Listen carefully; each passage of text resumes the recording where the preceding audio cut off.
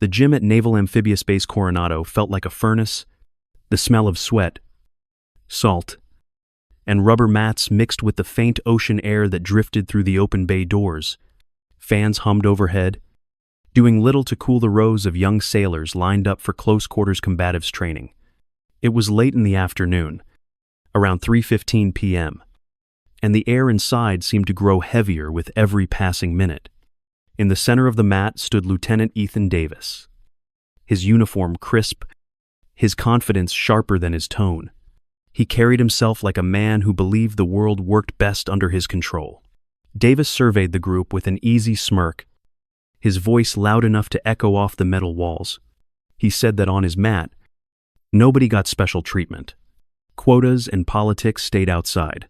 What mattered here, he told them, was who could hold their ground when things got ugly. His words drew a few nervous laughs from the sailors standing in formation. Then his gaze landed on Petty Officer First Class Sarah Morgan, the only woman among them. The laughter died quickly. He stepped closer, his boots squeaking against the mat, and called her out in front of everyone. He told the group that smaller frames meant lower power output and that biology didn't lie. He spoke with the certainty of a man convinced he was teaching a universal truth. Morgan didn't respond. She stood still, eyes level, shoulders relaxed, hands loosely at her sides. The heat clung to her skin, but her breathing was even and unbroken. Nothing in her posture suggested defiance. Yet nothing about her was submissive. It was the quiet stance of someone trained to conserve energy until it mattered.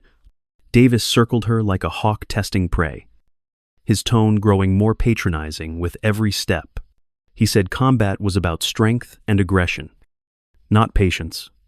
He told the sailors that hesitation got people killed and that weakness had no place in his training room.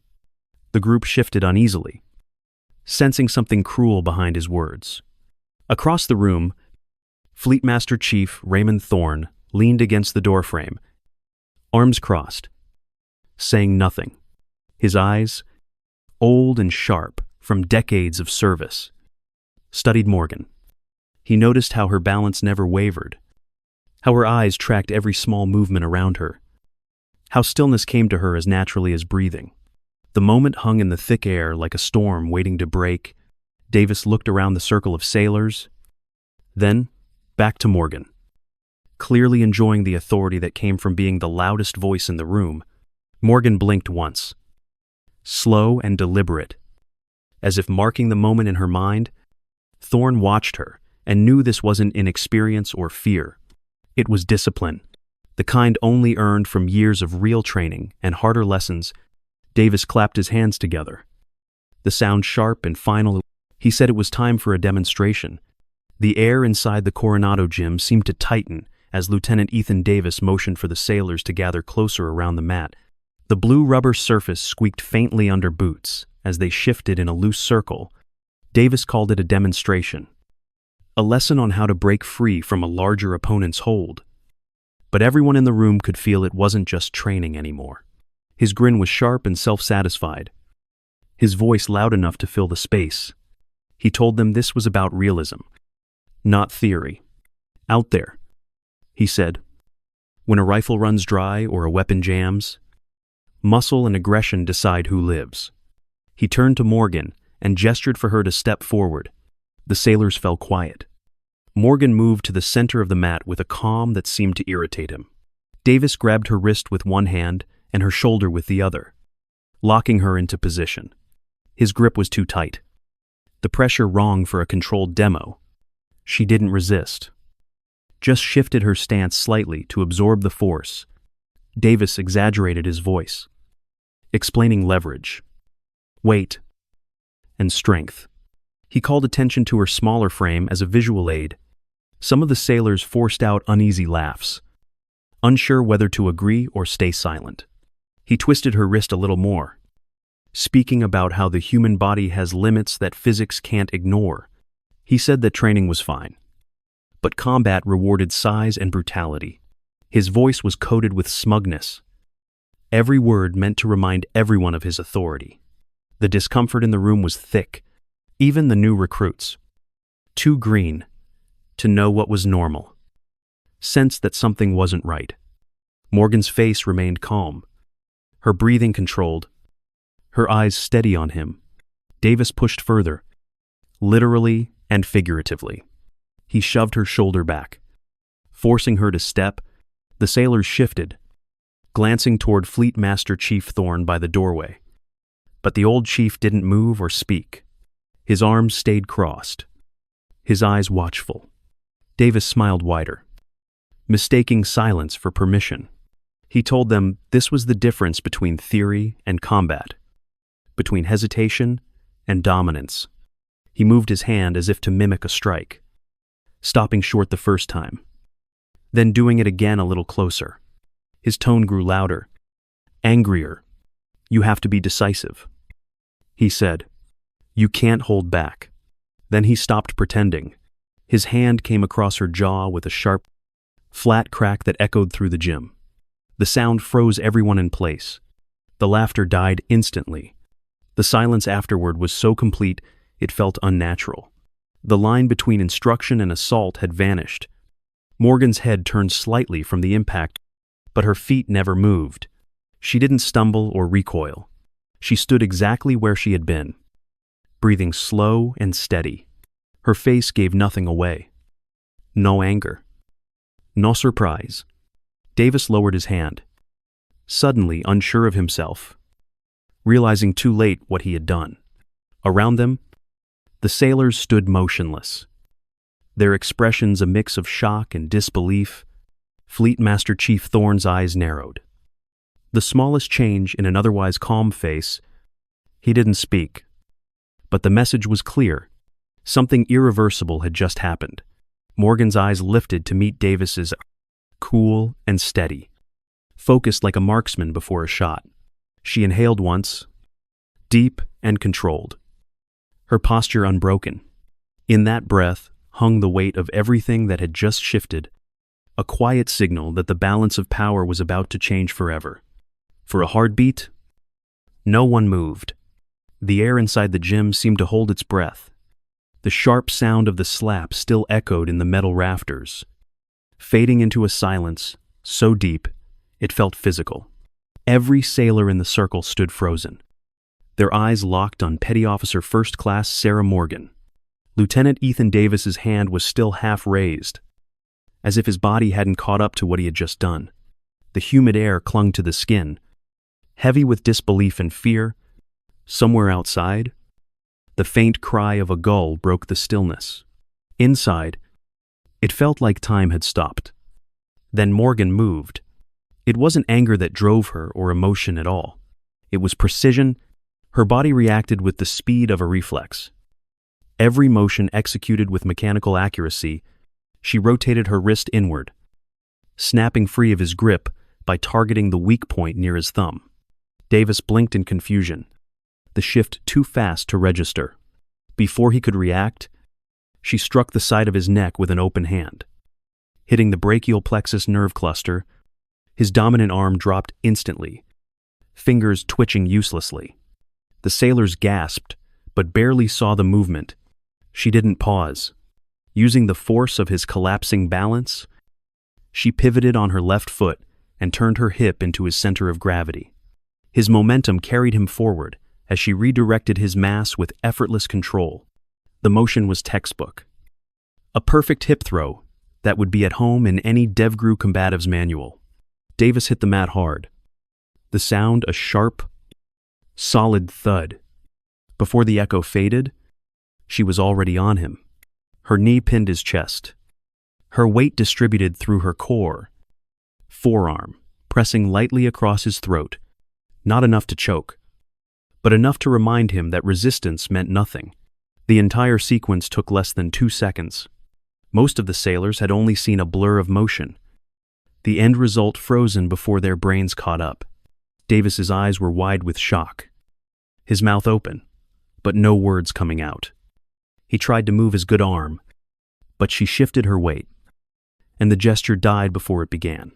There was no rage in her expression, no satisfaction, no trace of triumph, only calm focus. Her breathing was steady, Measured. Controlled. The gym remained silent, except for the sound of Davis's ragged breath.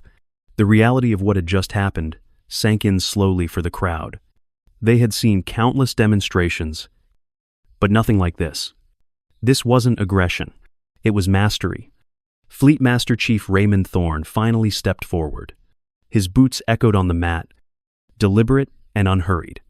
He looked down at Davis, then at Morgan. His voice was calm, steady, and carried the authority of decades of experience. Petty officer, on your feet. Morgan responded instantly. She released the hold, rose in one fluid motion, and stood at attention.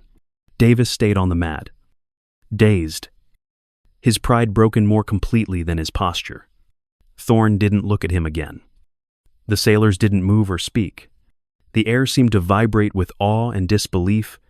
In less time than it took to draw a breath, the entire hierarchy in that room had shifted. Morgan stood still, silent, eyes forward, her composure unshaken. Around her, every sailor understood that they had just witnessed something extraordinary. The room stayed frozen, in stunned quiet, each of them realizing, without a word being said, that nothing about this command would ever be the same again. Lieutenant Ethan Davis stayed on the mat, flat on his back, breathing hard, his mind struggling to catch up to what had just happened.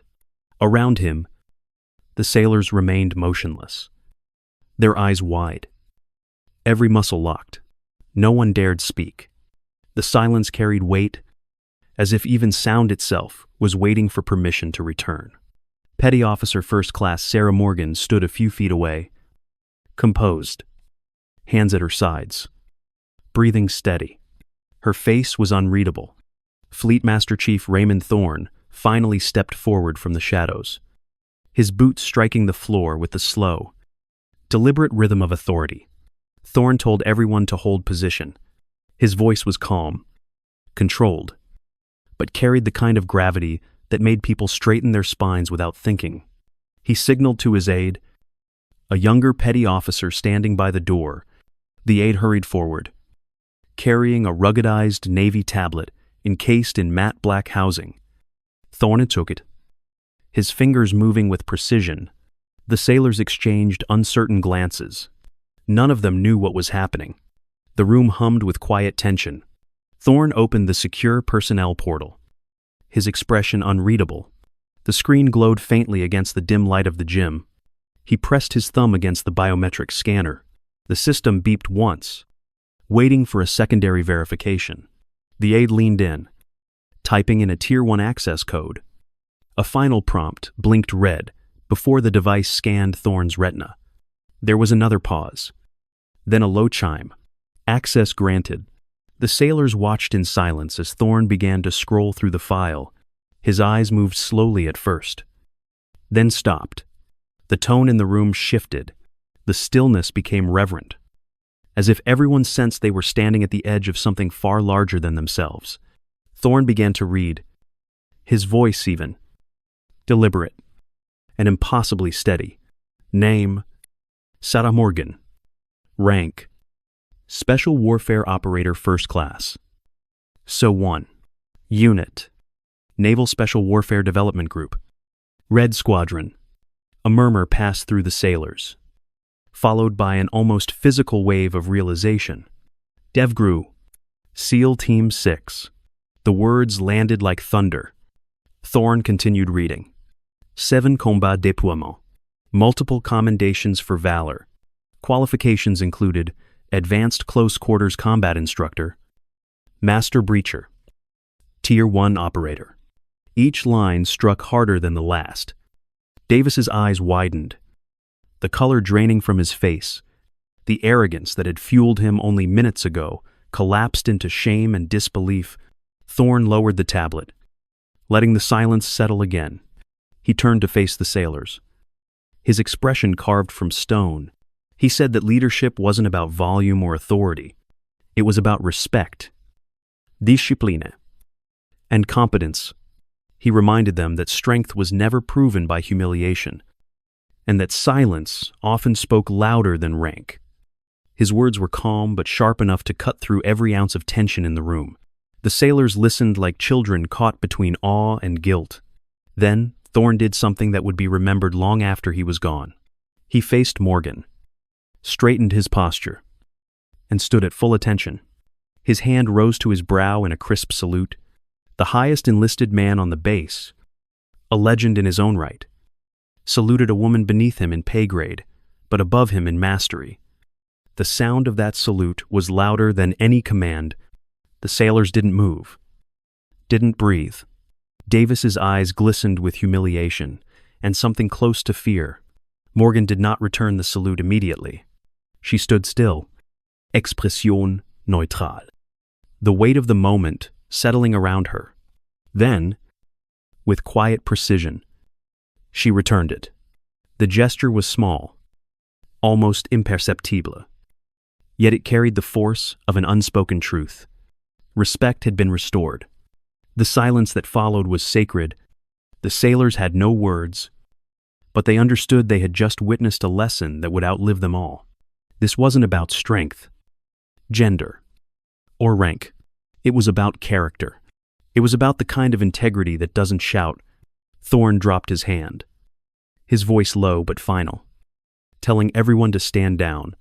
The order broke the spell, and movement returned to the room. But the air remained charged. Every person there aware that the ground beneath their sense of hierarchy had shifted forever. Morgan remained standing, composed and silent, her gray eyes calm and distant. She didn't look proud or defiant. She simply looked like what she was, a professional, the embodiment of discipline, strength, and control. The sailors knew, without anyone saying it, that they would remember this day for the rest of their lives. The salute from Fleet Master Chief Raymond Thorne marked the end of the moment, but it was only the beginning of something larger. By the next morning, the story was already spreading across Naval Amphibious Base Coronado. It moved in whispers through the mess hall, across the benches outside the barracks, and down the long hallways of the training facilities. Nobody knew exactly who started telling it, but every version began the same way. A lieutenant had crossed the line. A petty officer had put him down, and the Fleet Master Chief himself had saluted her in front of everyone. Within days, Lieutenant Ethan Davis's name vanished from the command roster. The official statement said he had been reassigned to a Pentagon staff billet effective at 7:30 a.m. the following Monday. Those who worked under him knew the truth. It wasn't a reassignment. It was a quiet exile. In the Navy, sometimes punishment didn't come with a court-martial. Sometimes it came with a desk and silence. The sailors who had been in the gym that day became minor celebrities around the base. Others asked them to describe every detail, every second. The more they told it, the larger it grew. Someone, no one could say who, drew a small black star on the training mat. It sat right where Davis's head had hit when Morgan dropped him. The ink bled into the worn rubber surface, subtle but permanent. Soon, people began to call it the Morgan Mark. When new classes of recruits arrived for close-quarters combatives, the instructors would gather them around that star. They spoke in low voices, half warning, half respect. They told the new sailors that arrogance was a liability, that rank did not make you strong, and that discipline and respect were the only things that mattered when the fight came close. The details of the story changed with every telling. Some said she moved too fast to see. Others swore she barely moved at all, just shifted her weight and let physics do the work. A few claimed her expression never changed. Even after the slap, nobody agreed on the small things, but no one ever questioned what it meant. It became less a story about a fight and more about a standard. The Morgan Mark turned into a quiet symbol of humility and professionalism, a reminder that skill and character would always outweigh noise and pride. Morgan herself ignored the rumors. She went on with her duties as if nothing had happened.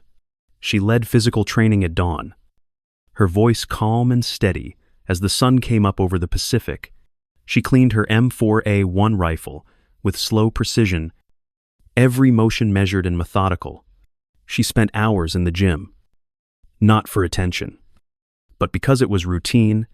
One afternoon, a young seaman approached her awkwardly and told her she had inspired him. She looked at him for a long moment before replying that assumptions were dangerous and training was what mattered. Then she went back to her work, leaving him standing in silence. Time passed, but the story never faded.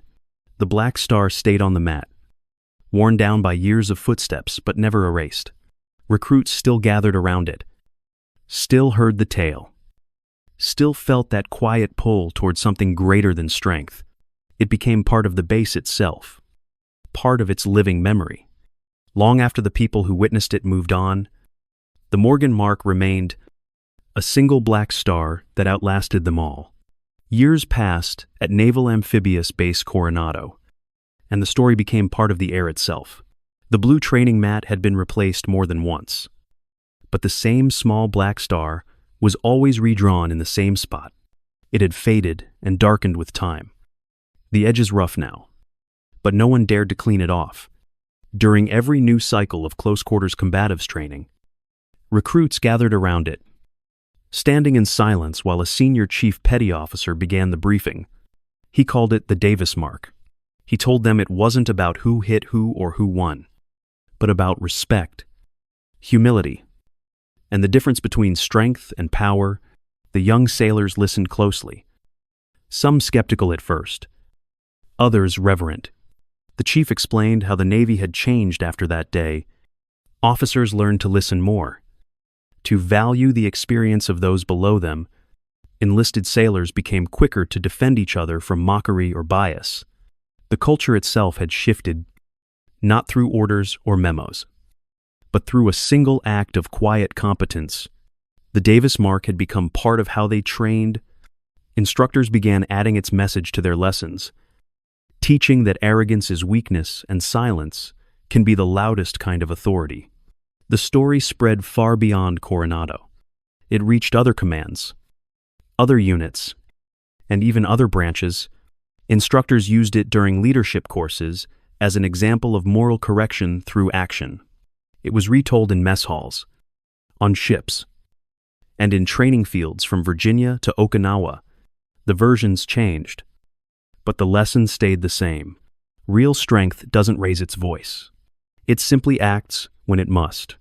Far from Coronado, at Dam Neck Annex in Virginia, Sarah Morgan still trained every morning at 5:45 a.m. She had moved into an instructor role with DEVGRU, shaping the next generation of special operators. Her days followed a rhythm that never broke. She checked her M4A1 rifle, ran pre-dawn drills, and taught new operators how to strike fast but never without control. She demanded precision, restraint, and discipline above everything else. She never mentioned Coronado. To her, it wasn't a victory or a story to repeat. It was a moment when the standard was upheld the way it should always be. Those who trained under her often said they learned more from her silence than her words. She carried herself like the ocean before a storm, calm, but holding immeasurable force beneath the surface. Her reputation traveled quietly, just like the legend of the star on the mat. At Coronado, the black mark remained, a faint trace on new flooring. Still pointed out to each incoming class, it no longer belonged to the past. It had become a part of what every sailor was taught to be. It wasn't about a lieutenant or a woman or a fight. It was about how respect, once lost, could only be regained through character. Somewhere, in some training room, the story was being told again. And somewhere in the early light of morning, Sarah Morgan was still out there, steady and silent, living the standard she had set so long ago.